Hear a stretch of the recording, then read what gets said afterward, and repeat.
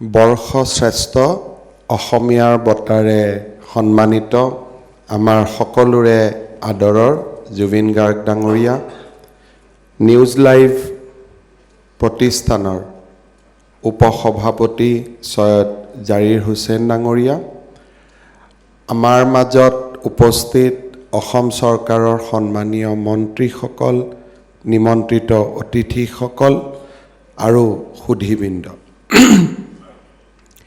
News লাইভৰ দীঘলীয়া যাত্ৰাকালত বৰ্ষশ্ৰেষ্ঠ অসমীয়াৰ সন্মান এটা উল্লেখযোগ্য সংযোজন।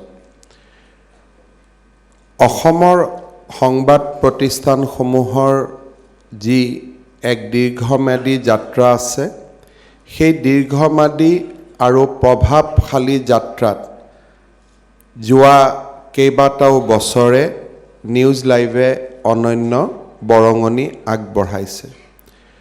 বিশেষকৈ প্ৰত্যাহ্বান আৰু সংঘাতক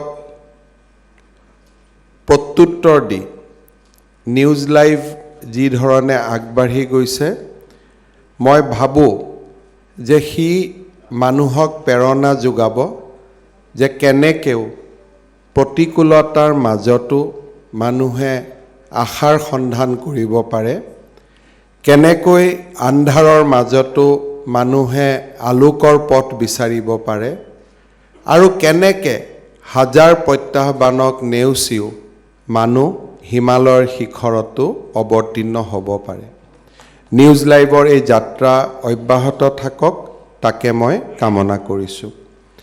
সংবাদ জগতৰ নিৰপেক্ষতা, সংবাদ জগতৰ দায়িত্ব সম্পৰ্কে মই বিশেষ এইকাৰণেই ক'ব নিবিচাৰোঁ, ৰাজনীতি আৰু সংবাদ জগতখনৰ ইমান নিকট সম্বন্ধ যে আমি দুয়োটাৰ ওচৰত এক্সপ'জ হৈ থাকোঁ।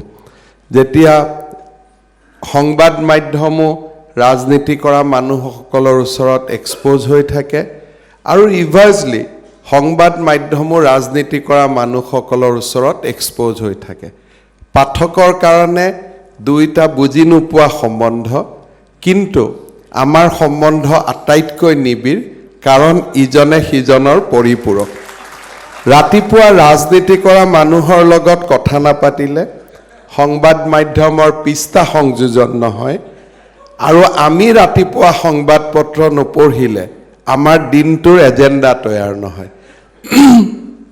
সম্পৰ্ক ইমানেই গভীৰ, যিকোনো পলিটিচিয়ানৰ মোবাইলত আটাইতকৈ যদি ফোন আহে জাৰ্নেলিষ্টৰ, আৰু আটাইতকৈ জাৰ্নেলিষ্টৰ ওচৰত যদি ফোন যায় পলিটিচিয়ানৰ, স্বামী স্ত্ৰীৰ মাজত যিমান কথা বতৰা হয় তাতকৈ মই জানাত পলিটিচিয়ান আৰু জাৰ্নেলিষ্টৰ মাজত সিমান কথা বতৰা হয়। It's a very typical relationship, hot and cold relationship. মোৰ কথা ভাল লিখিলে সেইখন বাতৰি কাকত ভাল, বেয়া লিখাৰ দিনাখন সেইখন বেয়া, আকৌ ভাল লখাৰ দিনাখন সেইখন ভাল। It's a very unique relationship, মানুহে বুজি নাপায়। কিন্তু 1988 চনৰ পৰাই ৰাজনীতিৰ পথাৰত সৰু ডাঙৰকৈ থকাৰ বাবে মই একেবাৰে ওচৰৰ পৰা ইয়াক দেখা পাওঁ, বুজি পাওঁ। সেইবাবে মই সংবাদ মাধ্যমৰ ওপৰত কোনো বিশ্লেষণ আগবঢ়াব নাযাওঁ। আৰু অৱশ্যে আমাৰ জাতীয় জীৱনক আগবঢ়াই লৈ যোৱাৰ বাবে সকলোৰে বৰঙণি থাকে। মই ভাবোঁ সংবাদ মাধ্যমেও অসমৰ বাবে যোগাত্মক কাম কৰিব লাগে, ৰাজনীতি কৰা মানুহেও অসমৰ বাবে যোগাত্মক কাম কৰিব লাগে। আমাৰ যিয়েই প্ৰফেশ্যন নহওক কিয়, জননী জন্মভূমি স্বৰ্গাদপি গৰীয়সী, তাতকৈ ডাঙৰ কথা একোৱেই থাকিব নোৱাৰে।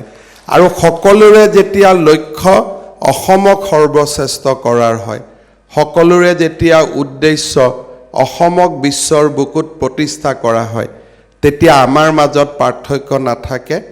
যেনেকৈ মহাবাহু ব্ৰহ্মপুত্ৰ বংগোপসাগৰলৈ গতি কৰে, লক্ষ্য উদ্দেশ্য আগত লৈ আমি অসমকো সৰ্বশ্ৰেষ্ঠ কৰাৰ লক্ষ্যত আগবাঢ়িম, সেয়ে আমাৰ জাতীয় জীৱনৰ সংকল্প হোৱা উচিত। আজিৰ অনুষ্ঠানটোৰ এটা গুৰুত্বপূৰ্ণ মই ভাবোঁ অৰ্থ আছে, তাৎপৰ্য আছে। মোৰ বয়স 55 বছৰ। শৈশৱত জ্যোতি বিষ্ণুৰ গান শুনিছিলোঁ। যৌৱনত ভূপেন হাজৰিকাৰ কণ্ঠস্বৰে আমাক আলোড়িত কৰি ৰাখিছিল। আৰু 55 বছৰ বয়সত প্ৰায় ক'ব গ'লে 40 বছৰ বয়সৰ পৰা যোৱা 15টা 20টা বৰ্ষত জুবিন গাৰ্গৰ গীতে আমাক আলোড়িত কৰি ৰাখিছে। মই বিশ্বাস কৰোঁ জ্যোতি বিষ্ণু যেনেকৈ অসমৰ জাতীয় জীৱনৰ সম্পদ, ভূপেন হাজৰিকা যেনেকৈ আমাৰ জাতীয় জীৱনৰ সম্পদ, জুবিন গাৰ্গ আমাৰ জাতীয় জীৱনৰ সম্পদ।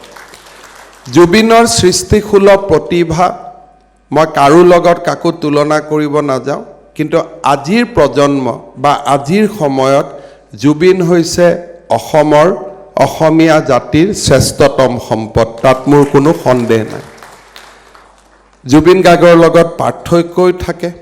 জুবিন গাৰ্গৰ লগত কেতিয়াবা কথা বতৰাত আমাৰ মিল নাথাকে, আদৰ্শৰ মাজতো পাৰ্থক্য থাকে, কিন্তু তাৰ মাজতো দ্বিধাহীনভাৱে মই স্বীকাৰ কৰিম যে আজিৰ প্ৰজন্মৰ বাবে জুবিন গাৰ্গ এক সৰ্বশ্ৰেষ্ঠ উপহাৰ। আৰু জুবিনে বৰগীততো আমাক আধ্যাত্মিকতা দিয়ে। মনত যেতিয়া দুখ আৰু বেদনাৰে মনটো পৰিপূৰ্ণ হৈ থাকে, জুবিনৰ গানে আমাৰ বাবে সাৰথি হৈ পৰে। বিহুৰ সময়ত জুবিনৰ গানে আমাক মতলীয়া কৰে। আৰু জীৱনৰ আনন্দৰ সময়ত জুবিনৰ গানে সেই আনন্দক আৰু অৰ্থপূৰ্ণ কৰি তোলে। আমাৰ প্ৰজন্মৰ বাবে আমি 3টা প্ৰজন্ম দেখিছোঁ, আৰু তাৰ মাজত জুবিনৰ এক অন্যতম স্থান আছে। জুবিনক লৈ জাতিয়ে গৌৰৱ কৰে, আৰু জুবিনক লৈ জাতিয়ে গৌৰৱ কৰি থাকিব। জুবিনৰ সৃষ্টিশীল প্ৰতিভা, একেধৰণে গান লিখে, গান গায়, গান সুৰ কৰে।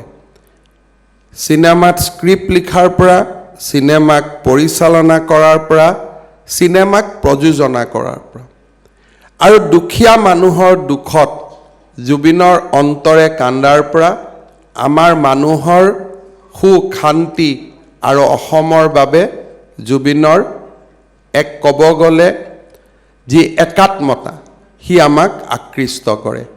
আজিৰ অনুষ্ঠানত মই জুবিন গাৰ্গক ধন্যবাদ জনাব নাযাওঁ, মই নিউজ লাইভ পৰিয়ালক ধন্যবাদ জনাইছোঁ জুবিন গাৰ্গক সৰ্বশ্ৰেষ্ঠ অসমীয়া সন্মানেৰে সন্মানিত কৰাৰ বাবে।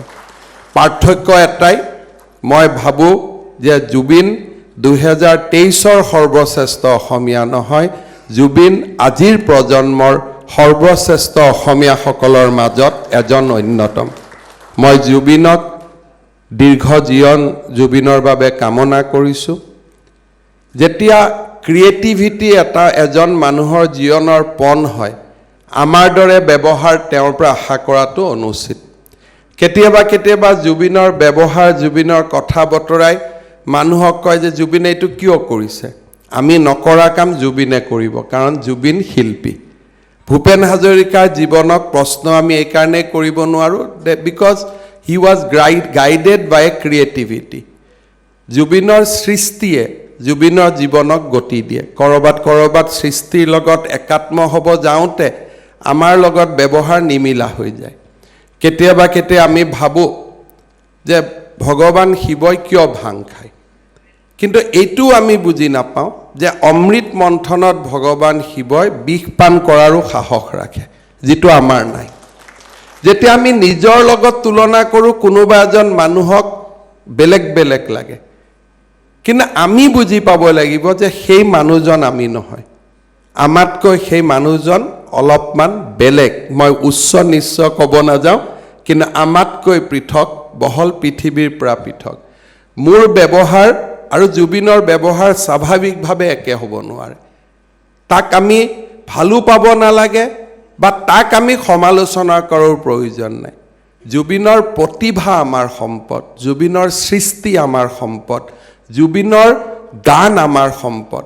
জুবিনৰ গানে বহু দিনলৈ অসমীয়াক আলোড়িত কৰি ৰাখিব। জুবিনৰ গানে অসমীয়াক বহু দিনলৈ প্ৰেৰণা যোগাই যাব। জুবিনৰ গান অসমীয়া জাতিৰ বাবে সাহস হৈ থাকক।